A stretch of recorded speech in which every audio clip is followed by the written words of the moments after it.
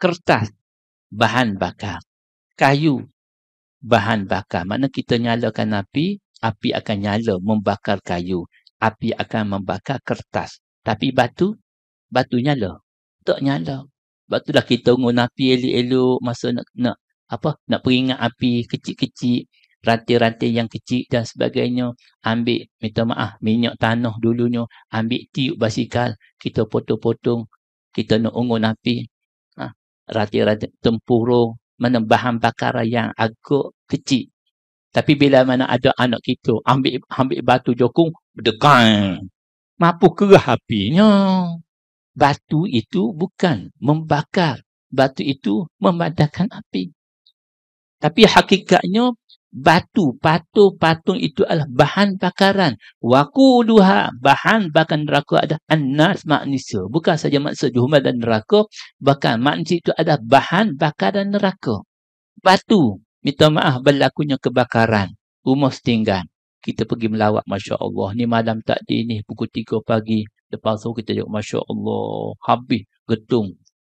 Dengan, ialah rumah papan. Tengoklah di bahagian, oh ni dapur, nampak tempat singki dan sebagainya, tempat tandas. Batu-batu, terbakar? Tak terbakar. Batu-batu, tak terbakar. Apa? Batu-batu bukan dia boleh membakar. Bukan bahan untuk membakar. Tapi di akhirat, waquduha, bahan bakaran neraka adalah annas, manusia itu sendiri yang akan membakar, menyebabkan kebakaran. Bukan sahaja manusia akan dibakar oleh api neraka, bahkan dengan sebab manusia itu akan menyebabkan bertambah suhu.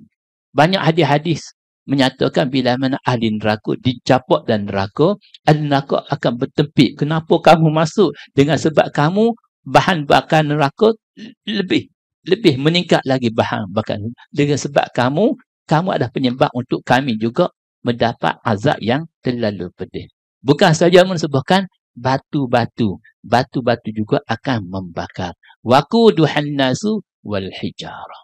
Di dalam solah kita zikir kepada Allah. Dalam solah kita dialog dengan Allah.